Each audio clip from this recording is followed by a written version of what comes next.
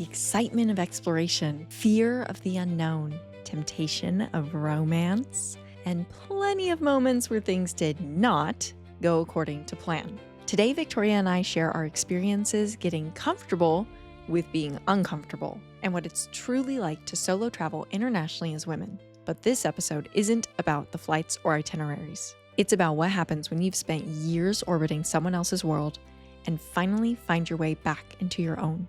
Because that's its own kind of adventure. And there's a special kind of freedom that comes from discovering who you really are eons beyond your comfort zone. Welcome to Rich in Spirit. Paid in full. I'm Victoria. And I'm Iman. Here, we believe you don't have to choose between spiritual growth and financial success, Ambition and alignment. or healing and building an abundant life. Join us each week to quantum leap with both proven, profitable systems and the spiritual insights that will light your way through life's greatest expansions. Let's step into success that feeds your soul. Before we get started, Victoria, do you want to lead us in some grounding breaths so we can all get present in this moment? Yes, I would love to. Okay, so if you've been following along, you already know. We're going to do 3 deep breaths. So we're going to start inhaling deeply into the nose, feeling your stomach expand. Hold at the top. And then exhale out. And then once again, taking a deep breath into the nose, slowly. Hold.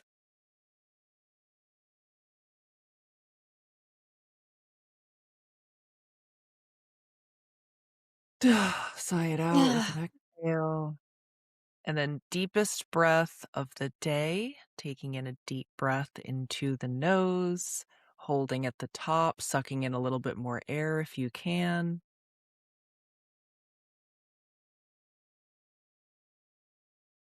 And on the exhale, shake it out.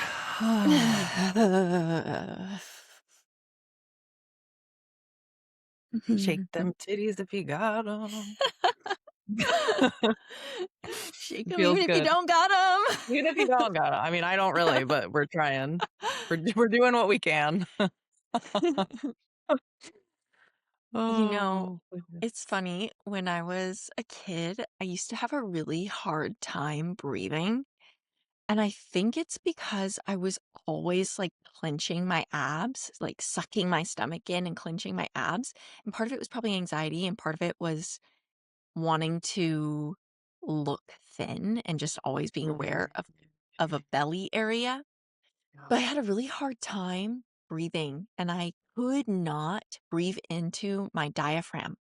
That was so difficult for me my whole childhood. And I remember sometimes my mom would have to come into my bedroom and tell me how to breathe, literally walk me through breathing and try to get me to breathe into my stomach. And I remember her telling me, your Uncle Charlie used to go to these classes for breathing. People go to breathing classes. And I said, "What? Really?"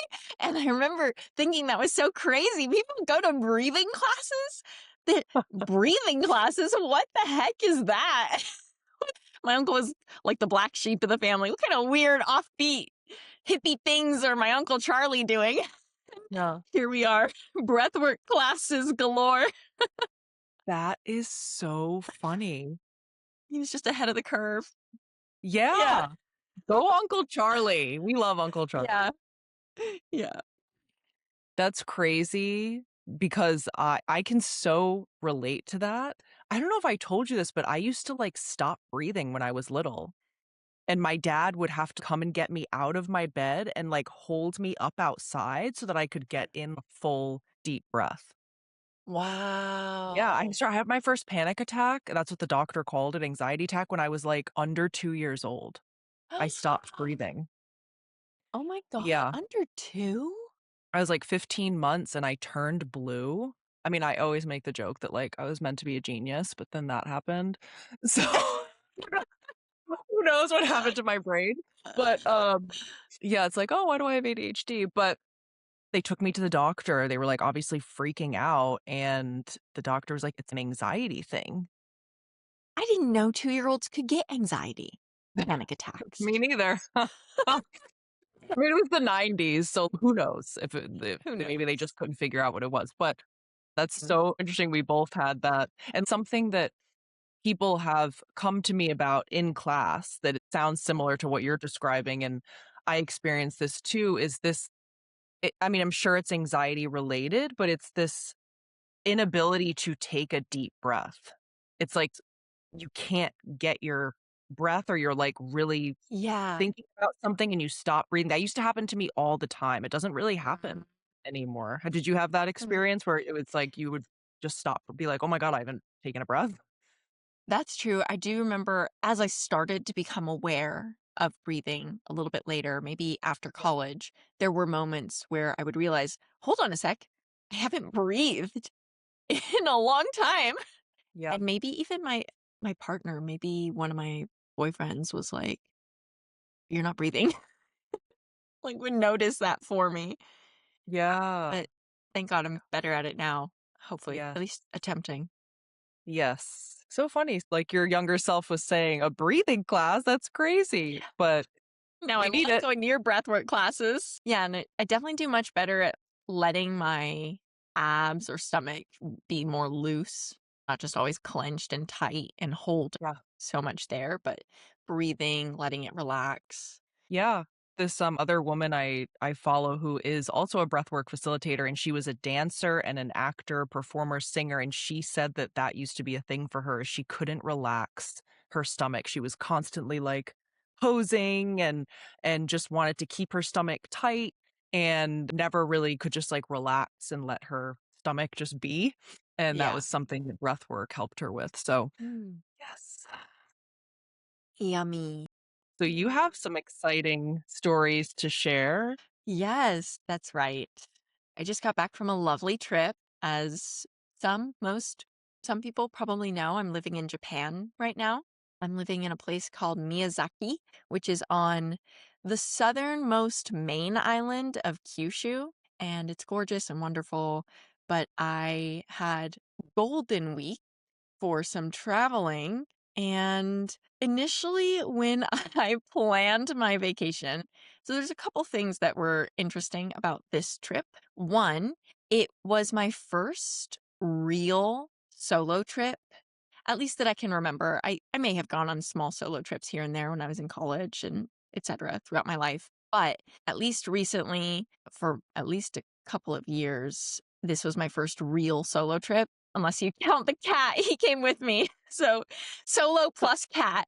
So that was interesting and different and very special and came with a lot of cool lessons and insights. And the way I planned this trip was initially going to be very much still on top of my work schedule. So I came up with my itinerary and thought, okay, every day I'm going to do 4 hours of work. And I'm going to sit down and get out my computer and make my content and hit up my coaching clients and all that. And obviously, if people reached out to me and needed something, I was still available for that. But as far as the actual outbound and growing the business, which I fully intended to do while on vacation. As soon as I got on vacation, that just went off the wayside. And so I had to come to terms with my own rhythm because I realized that that rhythm was left over from the abusive relationship and left over from the way he forced a work pattern and forced constant productivity without rest and needing to earn rest. And so this was a good lesson in tuning into my own rhythm, my own schedule, and letting go of the guilt of not being quote unquote productive while I was on vacation on a road trip, seeing a new part of the country. So, yeah. And then I went to Hiroshima, which was also just another layer of depth and emotion to explore, but it was a really good trip. It's amazing. I have so many questions. So I want to start with You mentioned that this was, if not your first solo trip, your first solo trip in a while. Were you nervous at all traveling alone as a woman? No, I wasn't nervous at all, and that might be because I'm in Japan. It's very safe here. It's one of the safest places you can be. Most people don't even lock their houses or their cars. In fact, I've accidentally gotten into other people's cars before. Like, if my friend is driving me somewhere and we're getting back from the konbini, the convenience store, and, they're in a silver car, and I just accidentally hop into some other silver car because nobody Yeah. locks their cars, and oftentimes people even leave them running in the parking lot. So, there's just quite a level of trust. So, I wasn't scared to be traveling alone, and I had my cat with me, so I wasn't lonely. I really enjoyed being out there, and I knew if I was open to meeting people and open to friendships and possibilities, then that would show up. So I practiced setting an intention before traveling, and I practiced setting an intention before doing things while I was traveling. And that was really helpful to keep me grounded and to keep me regulated and calm and trusting and not feel anxious. Because the first night where I was approaching, okay, I'm going to be sleeping alone in a rest stop, I did get a little nervous. It's like, oh, I'm going to be like surrounded by truckers. And honestly, the rest stop bathrooms were so amazing and clean. Although I wouldn't recommend sleeping at a rest stop because truckers do come in and out all night and they leave their trucks running. So it was just very loud, Oh. surprisingly. Oh, yeah, so I slept in my car. This is another piece of it. I was road tripping, sleeping in my car because it's really hard to find a pet hotel, and I wanted to bring my cat with me. So it's really hard to find a pet hotel just in general. And then it's really hard to find a pet hotel that allows you to bring cats. And then it's impossible to find a pet hotel that allows you to bring cats that will let you leave the cat in the room when you want to go out and do things. Mm. So it just made more sense. It gave me more freedom, and it's why I bought the car I have to be sleeping in the car. But I would not recommend sleeping in rest stops. The rest of the time I was sleeping in like city parking lots, and it was actually much quieter and much more relaxing than the official rest stop. But to go back to that feeling of fear, right before that first night, as it was approaching, coming to sleep on my own, alone in a strange place on the road, I did start to feel some twinges of loneliness or regret or anxiety. And I had to catch myself and come back to my intention, which was to be grateful and present during the trip. So I kept coming back to the gratitude, the joy I felt that morning during my earlier adventures. And I also sort of put a pin in it. And I was like, you know what? You're on the road right now. You can't address those feelings of loneliness or whatever it is, anxiety and fear that's creeping in on you. Just put a pin on it, and when you stop and you eat dinner and you're set up for the night, you can journal and you can talk it out with the cat and you can figure out what's going on. But then as soon as I ate and I had done my nighttime routine, I felt better. So it was one of those moments where it was like, okay, maybe it's just hunger and tiredness. So that was the only real like moment of fear and loneliness creeping up on me. And then as soon as I took care of my actual physical needs, I felt much better.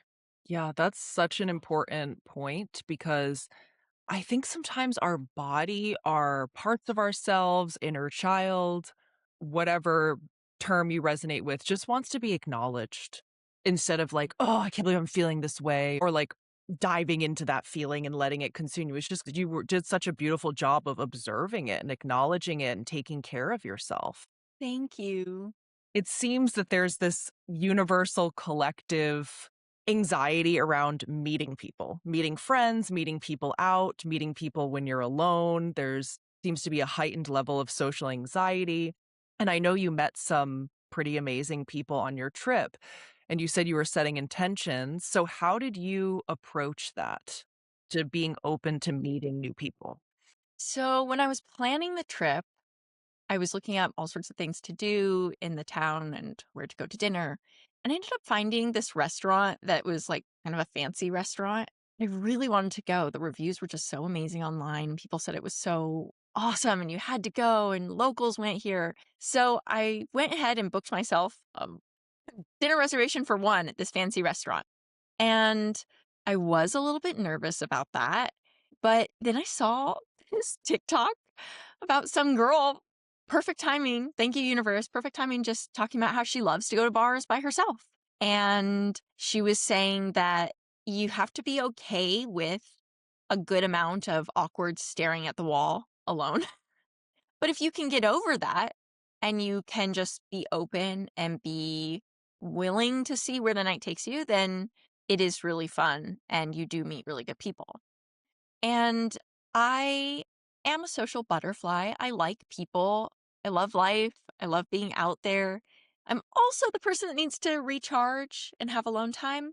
But for so long in that past relationship, I was not allowed to just be myself or to be out and about and stoking that side of my personality that likes to be outgoing and chatty and engaging with others. So I was just really excited to tap back into that. And when I got to those restaurants, like the first restaurant, I was all alone sitting in the corner and there's a bunch of Japanese people around it. I speak the language a little bit, but I'm not a native level speaker and I'm obviously a foreigner. But everybody is so nice. And when you have that energy of being open to the universe, I told myself certain affirmations, and one of them was I am open to all the possibilities. I'm open and grateful. Miracles are happening all the time. Good things happen every day. I would tell myself those affirmations before going out, and I had that energy of just positivity and connection. And so when I would meet people, they would recognize that. And I just wasn't afraid to make a fool of myself, maybe, as evidenced by the second night when I ended up being the first person to start karaoke at this random bar. But yes, I think just setting the intention before you go out and knowing that anything can happen. And then also being okay with staring at the wall awkwardly, because I did do a fair amount of that as well. There were plenty of times where I was just, okay, what's over here? What's over there? And I didn't want to just go into my phone because then you're obviously not going to connect with people. So just, okay, being by myself with my thoughts. I love that. And how did you feel when you decided to give up this need for productivity? I need to do something on the trip.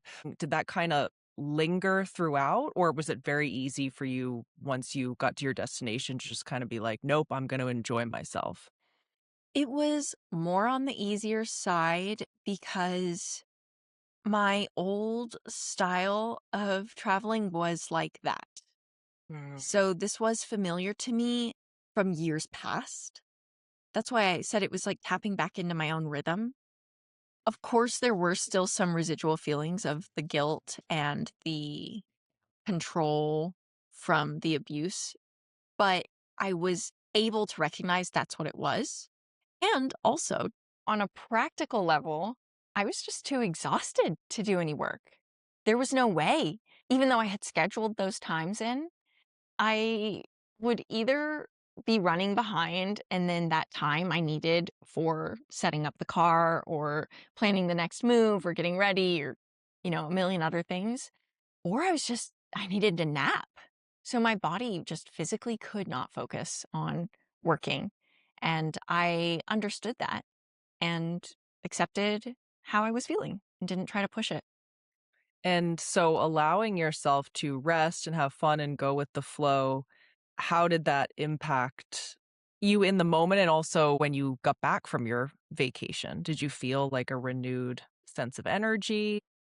Whatever. Hmm.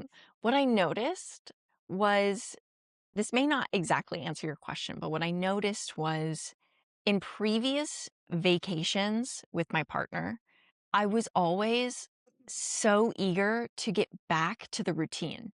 I couldn't wait to get back home and back into the routine because the travel was stressful and the being away was stressful and so dysregulated and just worse than anything else. And as soon as we got back into the routine, at least there was some level of safety and familiarity. But this time I noticed that I was really happy on the trip and I was really able to enjoy myself and to relax. And I got back into the routine, and the routine is fine. There's no problem with the routine. But I was just really grateful for the trip and really felt abundant and expansive on the trip. And then getting back into my routine, I've been taking it slow. And we may have talked about this, but I'm in kind of a research stage with my business and a redirection. So there's a lot of thinking that needs to happen behind the scenes rather than just output, output, output. So it's just a different stage as well. And so I'm just accepting all of that and going with the flow. And, when we are trying to achieve something in our careers, we sometimes work so hard and hustle so hard, but you lose sight of what you're working for. And if you're working for the life of your dreams, you've got to be able to balance that right now in the moment. And so that was something I asked myself on the trip. Did I really start this business just so that I could spend every day, every moment, every vacation working on the business? Or did I start this business so that I can enjoy my life? I went into to help people and I feel like I have something to offer. But the way I've structured it is so that I can enjoy my life and not be a slave to a job. So I just had to embody that. When you went to India, you had quite a long trip in India, and that was a solo travel. Were you working on your business while you were over there?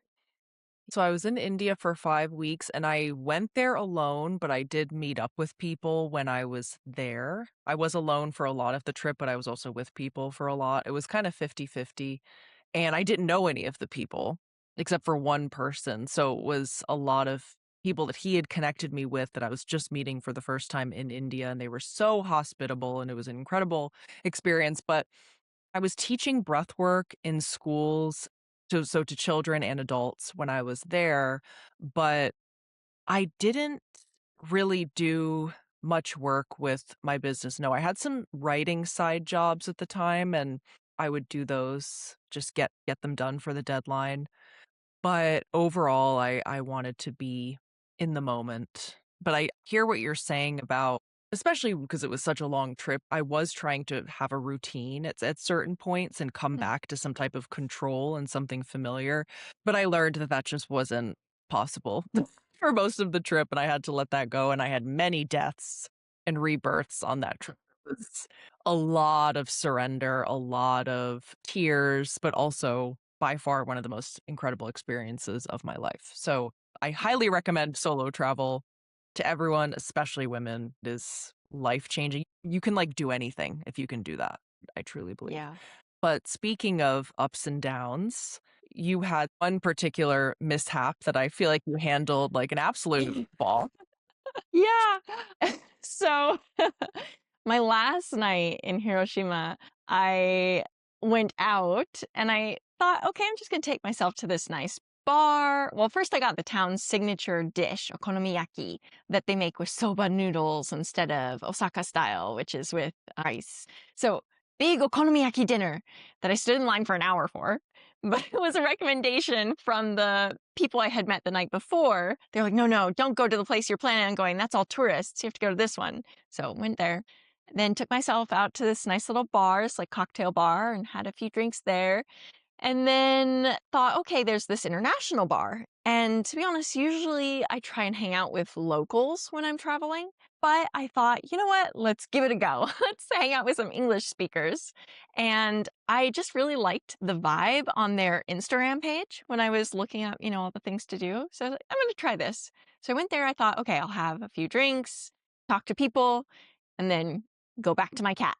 And ended up out until like 6 a.m. And I ended up watching the sunrise over the river and met some, yeah, awesome people and had some great conversations. And just all of a sudden, the night was gone. And of course, I was planning on driving at like 8 a.m. that morning, 6 a.m., 8 a.m. that morning. And all of a sudden, it was already that time and I hadn't slept. And so I had to go sleep in my car for like 2 hours and then hit the road. And I was just planning on doing a straight shot back home, but I was so tired. So I stopped at this rest stop around 12 o'clock and fell asleep in the car with my cat. And I woke up and I thought, okay, I'll go get some snacks for the road in the rest stop. And I got out of the car and I went and oh my God, are my lights on? I saw my lights were on and I just knew. And when I parked the car, I thought to myself, okay, check the lights, check everything, make sure your keys aren't in the car still in the ignition because you don't want to have your car die. But somehow I missed it. And so I just, okay, don't panic. I had the fear of that happening in the middle of the night at one of those rest stops when I was all alone. And so at least this happened in the middle of the day. There's tons of people around me. There's a gas station over there. There's the huge rest stop here. It was going to be okay. I just told myself, you're going to figure out a solution. It's just a little bit of an inconvenience. I'm not in a rush to get anywhere. Just be grateful because of all of the times and places for this to happen. Now is okay. And what's an adventure without a few road bumps? So I just went and got my snacks and then came back and turned the fan on my like portable power unit for the cat so it wasn't too hot in the car. And then went over to the gas station and I was like, can somebody help me? My car died. And they were like, oh, sorry, nothing we can do. And then I was like, okay, well, what am I supposed to do? And they're like, well, can you call somebody? I was like, no. Can you call somebody else? No. I was like, I've come from Miyazaki. I'm like 4 hours from home. I don't know what to do. And they're like, oh, okay. And I think I was stubborn enough and said, dosuru enough in like a very sad way in Japanese. So they were like, okay, okay. So this young guy at the gas station was like, I'll help you out. He like asked the old guy if he could help me out. And he's like, okay. So he like walked around with me and tried to find jumper cables. And eventually we found some jumper cables in the rest stop. And then we eventually found someone to jump the car and then managed to jump the car. And then I went and bought snacks for everybody that had helped me. And then they're like, don't turn your car off. I was like, okay. And it was fine. I ended up getting home. There were no issues. But yeah, it was an hour of just trying to get the car up and running and back on the road again. Yeah, you're absolutely right. The thing with travel that maybe it might prevent some people from traveling or not love it, but I think it's all part of the adventure. It makes a great story later on, even if in the moment it's like, why the F is this happening? And we really don't know, like, things happen for a reason. You really don't know what that delay saved you from. You don't know. Yeah. What do you think was the lesson there or your takeaway from that whole situation? I don't know. I was just so tired. My takeaway, double check my lights. I double check my lights all the time. Like I double, triple, quadruple check my lights so much. Sometimes stuff just happens. You gotta go with the flow. Go with the flow. It was a good lesson for me. I did stay calm. I did stay positive. I did just trust that it was going to work out. And so I'm proud of myself for handling it like that. And again, like with my partner, it was always the most minor inconvenience would be the end of the world. I'm like, oh my God, how can this happen? And like such high anxiety and tension. And I just am more of the mindset of it's not the end of the world. We're going to figure it out. There's always a solution. And what do you know? There was. Yep, exactly. It's like, I'm not gonna die at this gas station. I'm not gonna be trapped here for 50 years. Someone is gonna help me. Something's gonna work Yeah. out. And just trusting in that is a huge part. Yeah, and being able to rely on other people too. Yeah. Again, this partner like hated relying on people, but we need others. We need community and other people and support sometimes and to just be grateful and happy that there are still humans willing to help and that it's okay to ask for that sometimes is nice. It's a good reminder. And they were also sweet about it. Yeah, it's crazy to think that before cell phones, that was just the norm where everyone not had to, but got to help each other. If you saw someone on the side of the road, you're going to pull over and you're going to make sure they're okay. You go and ask your Mhm. neighbor for milk and sugar. Community was so much more normalized. And I think cell phones and social media, it's brought us together in some ways, but it's like it's brought us together in a fake virtual way and had us not value the in-person connection and the need to rely on others, which is like a fundamental part of being a human, is having that contact. And I remember listening to this podcast, this woman was talking about how I think she was a therapist or something in the mental health field, and she has kids, I think, in, like, junior high, high school age. There was at least 1 or 2 that were younger than junior high, and she was like, "I'm not giving my children a cell phone until they're, like, 14," because she was like, "I want them to have that kind of discomfort of, like, going to the teacher or going to the principal and being like, 'I need to call my mom,' and to, like, push through that and ask others for help and be vulnerable." And I just thought that was so cool. Yeah, that's very important. What was the community like in India when you were there? Very, very accommodating and supportive, especially as a woman being there. I felt very safe. Again, I was with people I knew for a lot of it, but even when I was alone, I felt like people were open to help me. If I went to someone and I needed guidance, support, directions, whatever it was, had a question, they would go out of their way to help me and to make sure I was okay. And that's just not a thing here in the United States. Oh, yeah, like, okay, here in Japan, if you ask someone for directions, they will take you there. That's like part of the culture is like you ask for directions. They're not like, oh yeah, go left, it's down the street there. They're like, okay, come with me. And they take you to the place that you're trying to go. Yeah, I Yeah. mean, and there's also this rule, this like, I don't know if rule is the right word, but it's like guest is God.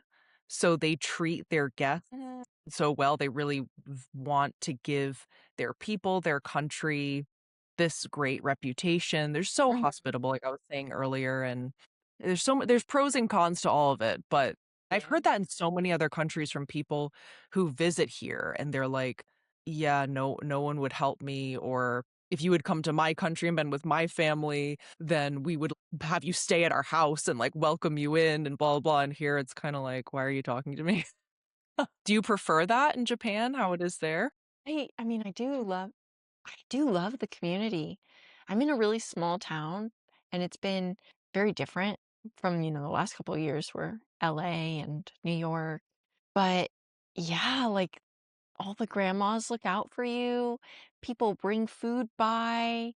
They grow their own vegetables and bring that by. And there's like quite a gift giving culture here. So they have things called omiyage, which is basically a souvenir, but I bring omiyage back for all my neighbors and they look out for each other. It's really sweet. There's neighborhood cleanup days. Yeah, you do feel it. You do feel like you're cared for and supported, and there's a community fund, so anybody that's older and maybe struggling financially or medically, the community literally pays in to support people that are having a harder year. It's just very beautiful and supportive. I do like it a lot. The people I met that first night in Hiroshima, they're like, "Oh yeah, come stay at our house next time you're here. It'll be your Airbnb." And she was like, "Oh, my Yeah. grandma's now your grandma. This is your Hiroshima Oba-chan." It was so cute, just so welcoming. Were there any other major takeaways from your trip or any tips for someone who's traveling in that area that you would like to share? Or how was the food? You said you waited an hour for that food. Was it worth it? It was really good. Yeah, the first bite, I was like, "Oh my god, this is delicious." And the second and third bite, and then it was so big though. I was like struggling to eat this ginormous pancake stuffed with vegetables and noodles. And Japanese people happen to eat really fast, and I happen to eat really slow. And it's also a culture of like, okay, once you're done, you leave. You don't sit and wait around. And so all the people I had sat down with, and there were actually like three other diners eating by themselves, male diners, because it was like this bar around a grill. So the table was a bar around the chef making the grill live in front of you. And I was sitting there and I got my food at the same time as them, but they finished so much faster than me. And of course, there's still a super long line waiting to come in, waiting for my spot. So I just felt so much pressure. I was just trying to shovel it down. But yeah, it was delicious. It was delicious. I ate the entire thing. You can't take it to go. They just don't do that. I would have taken it to go. I would have taken half of it to go. And you can't leave food either. It's very disrespectful to leave food. So Same in I India. ate that whole thing. Hell yeah. I would have done Mm. the same. So I am a fast eater, so I would fit in there. Ah, okay. Yes. Not good though. I'm Yes. trying to be a slower eater. Yeah, I've unintentionally been speeding up my eating just because everybody here eats so fast, but it is better to eat slow, I think. Better for your digestive. Hmm. Any other takeaways? You went to the what was the flower? What flower was that you went and Wisteria. Yeah, there's this wisteria garden. So I had an interesting experience there. I mentioned that in our other podcast about that Mm. purple flame of transmutation because it was the start of my trip and it was this tunnel of purple flowers that smelled so nice. And I just got that image of the purple flame of transmutation calling me to let go of some of the anger that I had towards my abuser and to step into a new way of thinking. And I guess it was like a portal, into the whole trip and a portal into this new energy of returning to that kind of positive and grateful presence that I want to embody. Yeah, it was a good start. I love that. When you were in India and you were meeting people, how did you feel they responded to you? Like culturally, were there a lot of unsaid rules that made it difficult to connect with people? Or was it easy to get along with others? Did it feel like you were speaking different languages, or did it feel like there was kind of a natural understanding? Yeah, so it depends what part of India I was in. When I was in the villages, I really couldn't go anywhere alone because a lot of people there had never seen a white person before, never mind an American. So the people I was with told me that I should not go anywhere alone because I would be kind of like ambushed. Not necessarily in an aggressive or dangerous way, but it would just be overwhelming. And a lot of people didn't speak English in the villages. So in those circumstances, I kinda just stayed with who I knew, the family I was staying with at the time. But when I went to the bigger cities that were more westernized, everyone speaks English, and yeah, of course, you'll get the, "Oh my god, you're American," and different things like that, but overall, people were very friendly, very welcoming. The clothing was probably the biggest cultural difference that I had to adjust to, especially in the villages, and it was very hot. It was August, so it was very hot. It actually was supposed to be their rainy season, but when I got there, they were like, "Oh, the rain just stopped when you arrived." I'm like, "Great." So I was they would tell me to, like, go take rest and put me in the one room with air conditioning, and Oh, they were all fine, and I'm, like, dead laying on the bed with, like, the air conditioning on me. So that was very nice, but I also felt like a baby. But yeah, the clothing, I had to cover my body, mm. and there were certain outfits I brought that maybe had, like, a little slit up the side, or you could see some of my shoulder, and you would get dirty looks and judgmental looks from people, or even kind of predatory looks sometimes, and this is more so in the villages. When I was in Bangalore, that was the first time I saw women wearing shorts when I was there. Mm. And I was like, "Okay, okay, we can be a little bit more chill here, but nothing crazy." And I walked around. I was alone there the most, and I felt completely safe walking around with my headphones in, just taking in the city. That was, like, my favorite thing to do when I was there, was just take in the city, take in the colors and the sights and the people, and there's, like, wires hanging and cracks in the sidewalk, and it's just very, it's a developing country. Loved the chaos. I loved all the people on the motor scooters and the women in their saris. It was so magical, but the clothing was probably the thing I had the hardest. The clothing, and when I couldn't just be free and wander, that was challenging. Those were 2 challenging things for me. And I only met one person who had this assumption. He had never been to the United States, and he had this assumption that women in the United States were very promiscuous, and thought that I would just, like, whatever with him because I was American. He was, like, this older man, and I was like, Oh. "No." but I mean, you get that anywhere you travel. You get that in the United States. Yeah, People doing that, so yeah, I would say that was a cultural thing, but it was interesting that there are all these stereotypes attached to being American, and one of them is that you're more promiscuous because we are compared to them. I mean, there's still 90% arranged marriage. yeah, that Western woman stereotype. So, not that you would have done anything with this predatory older man who stereotyped you as like a promiscuous Western woman, but you were also on your year of celibacy at that time. Isn't that right? Yes, I was, yeah. So that was not an option anyway. But, yeah, I intended to do 6 months of celibacy, no dating, and that was during the 6-month period. It was the tail end of it, and then I continued the celibacy for another 6 months, but I was, like, a little bit more flirtatious during that time.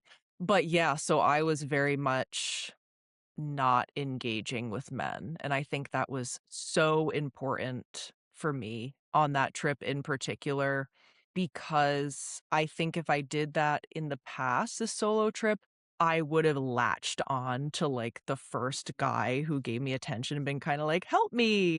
Let's have this wild romance. Yes, exactly, and made it about that instead of my internal experience and my evolution as a person. Because one of the main reasons I did the year of celibacy was because I realized I was so addicted to and reliant on male validation, and I had had 3 back-to-back relationships with, like, a month in between, not even, and I was like, "Who am I? I need to get to know myself. Who am I when a man is not there, when there isn't someone for me to worry about and focus on?" And there was, like, a little flirtation that happened in India, but I had very strong boundaries. I am a human, I am a woman, you know?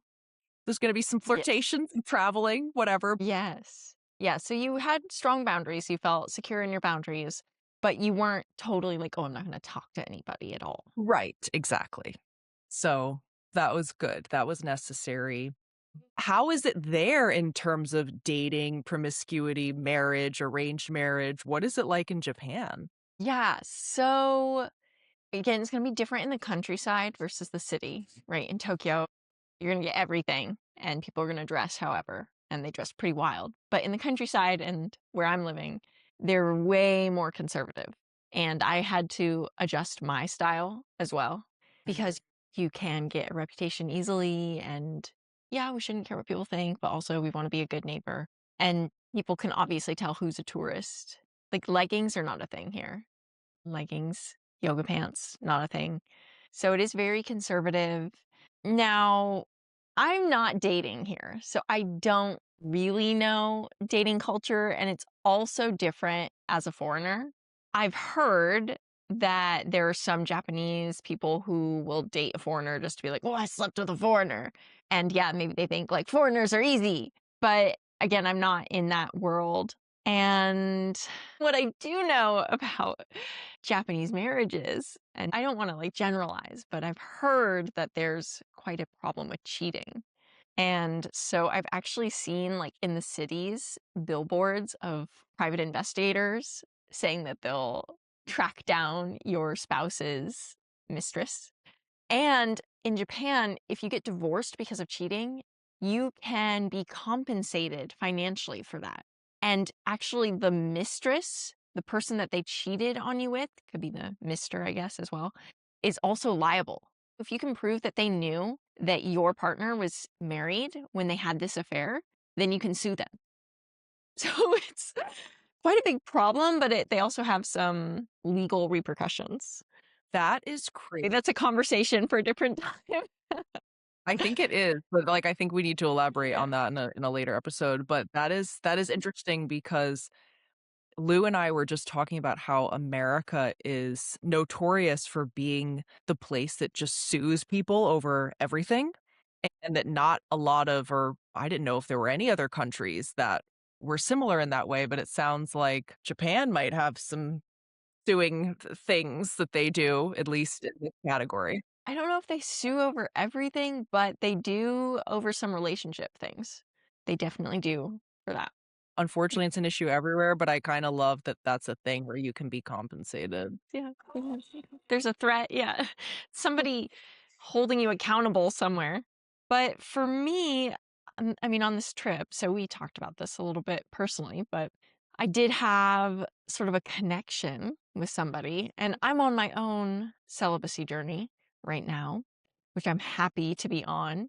But I had an interesting meet with someone at this international bar, and it was some guy from Germany who, there was like a connection. And of course, I leaned into my Cancer personality and immediately was like, so tell me about your traumas. And we just got really deep really fast. But it was fun to talk to the masculine gender, I guess, and to feel some tension and also to talk to someone who wasn't pushy. So I don't know if this is just an American guy thing, or maybe it's the energy I've put out before. But a lot of times when I've gone out in the past, I'm met with this masculine energy that's very pushy and very demanding and very much expects physical intimacy in some way. And that's definitely not the energy I went into the night with. Again, I set an intention and I thought, friends, I'm looking for friend energy. And so even though I met this person who it probably would have been very easy to pursue some sort of physical connection with, and the attraction was there, I had gone into it with friend energy and I wanted to maintain that boundary. And I was happy that he seemed to reflect that back to me. Like I could tell, if I had opened up, maybe he would have leaned that way too. But he was just very kind and open and conversational and not expecting anything more. And it was great. It was great to have the masculine just hold space and be non judgmental and be entertained by me to allow me to be my feminine, fun, borderline flirty self, but without expecting anything in return, and to just hold that space together and have a nice, non physically intimate night. I'm so glad you shared that. I was wondering if you were going to. I didn't wanna, like, push you with the questions, but I'm so glad you did. There's so much magic in what you just shared, especially about the intentions, and I know this can be a sensitive topic, and I don't wanna put it out there in a victim blamey kind of way. But I do think that the energy and the intention that we as women bring to a male interaction sets the tone. And there's gonna be exceptions. And what we not even what we go into an interaction with, but who we attract to us can be dictated by the energy we are in, how we feel about ourselves, the intention we're setting, how we are viewing men as a whole. There's so many different factors in that, and you were boundaried, you set this intention, and I think if he did give off that kind of energy, you would've been like, No. I'm not interested in this." And, yeah, it just comes back to this whole idea that we are so much more powerful than we realize, and there are a lot of things we don't have control over, but there's also a lot of things we do, and one of those things is the energy that we put out there, how we hold ourselves, where we choose to put our focus, so I think that's just a really beautiful example of that. Right. And so there were a few times my brain went, oh, like in the past, I think similar to something that you shared, I would have sought that male validation and that validation that comes through connection and the comfort of physical intimacy. And so there were a few times where my brain was like, "Ooh, like we could flirt. Ooh, what if we kissed this guy tonight?" And I had to catch myself and be like, "Is that really something that's aligned with what you want right now? Is that really who you are moving forward in this moment? Is that who we're stepping into being right now?" And this is just a personal choice and a personal stage in my journey, but the answer was no. And so I was able to answer with a very clear no, and so I held to that. And I didn't say, oh, well, but I mean, he is being nice. So I should just, there was no wiggle room in my boundaries. And it was a very great magical night.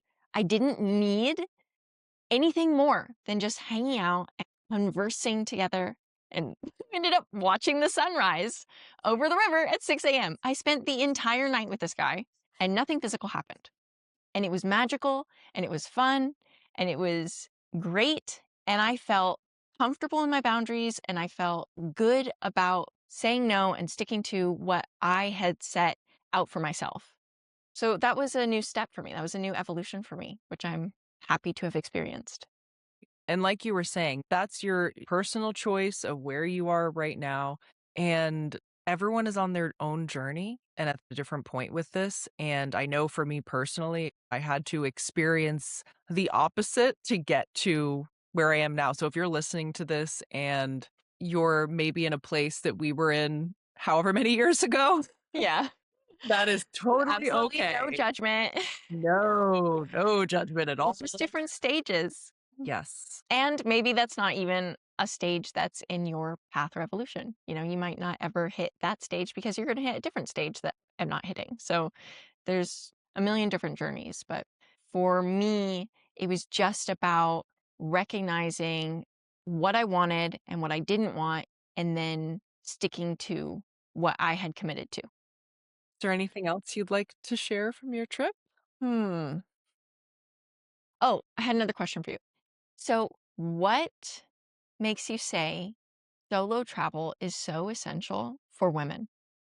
Okay, I'm going to share why it was essential for me because I think a lot of other women can resonate. And if I feel there's some general takeaways, I will share those. But on a personal level, I have always loved adventure and I'm almost 6 feet tall. I work out. I am not really the candidate for someone to come and kidnap me. So I will say that I have that advantage of feeling safer alone than maybe other women do. But then again, I know women who are like 5'2" that went backpacking through India for 5 weeks by themselves. So it is 1000% a mindset and an energy and like we were talking about earlier, just something you give off like do not mess with me. So I do think getting into that energy, just connecting with that mindset, setting the intention and being safe, of course. Don't just, "Oh, I'm gonna go travel alone," and, like, throw yourself into some dangerous situation, you do wanna be safe with it. It is an incredible experience because it forces you to trust yourself, to let go of control. There were so many moments where I was like, "I don't know if I can do this. I don't know why I'm here, I don't know what I'm doing." Mhm. And just a lot of fear that came up, and I got through it, and by the end of the trip, I was in this high euphoric feeling of just like, "Oh my god, I am so happy to be alive. The world is so big. There's so much to see. Oh my god." Just looking at everything around me, just mind exploding level of happiness that honestly I don't think I've experienced on that same level since. And I've been feeling like I need to go travel again, but I would say to summarize, it's hard to put into words, but when you travel alone, you learn how to depend on yourself, you get out of your comfort zone, and you truly realize, wow, I can do anything. And maybe you've been told a lot of these stories as a woman of everyone's out to get you, the world is an unsafe place, have your pepper spray and your knife, someone's gonna grab you at a gas station. Like, I know women in the United States who will not go to a gas station at night alone ever, like, they never have. And I get that. I mean, I get it in the States. I get it. Yeah, especially depending on where you live. 'Cause I was actually talking to a woman about this, and she was like, "I feel this call to just go have a weekend trip by myself without my husband."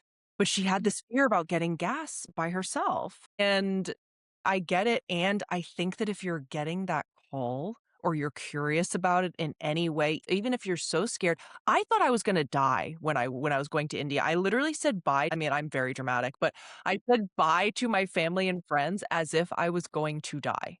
I remember, but your family was making it seem very dangerous too. Yes. People in my family were like, "You're going to get gangbanged." Oh People, my like, god. literally said that to me. And talk to people who have been there and have had a positive experience wherever you're traveling to. That's what helped me so much. I talked to one of my friends, and I think he got back to me when I was, like, at the airport about to leave, and I was just like, "Oh, okay, okay, this is what I need to hear. This is gonna be amazing." And I don't think I ever finished the thought I was saying earlier, and I don't remember what it was. I don't know. Oh, yeah, if you are getting even an inkling to do it, no matter what fear you're experiencing, it means that there's something for you and that you have to do it. And in my experience, the more fear I feel about doing something, the better experience I have. Wow. That has been a across the board, every single time I am terrified to do something, but there's that little voice that's like, "You gotta do this." I have had the most expansive, quantum leaping, magical time. That's amazing. Would love to another episode. Yes, for sure, and I would love to do another episode just to go more into what it's like living in a completely different country in Asia on the other side of the world. Let's do it. We'll do another one. We'll talk Yes. about that. Living internationally, traveling internationally. Yeah, I'd love to hear where people are listening from, if they're listening from the States or from international places, and if they've done any solo traveling, whether that's domestic or abroad, and what your experience has been. Did you have some of these same realizations or something completely different? Would you do it again? Or was it a one and done thing? Would you never try it? Let us know. We love hearing feedback. So thank you all for listening. Yes, thank you so much. Until next time. Maybe the biggest lesson from both our trips is this: you don't rebuild self trust by thinking your way into confidence. You rebuild it by giving yourself evidence that you can handle the unknown. Start small, follow the nudge, make the decision, ask for help when you need it, and let yourself discover what you're capable of.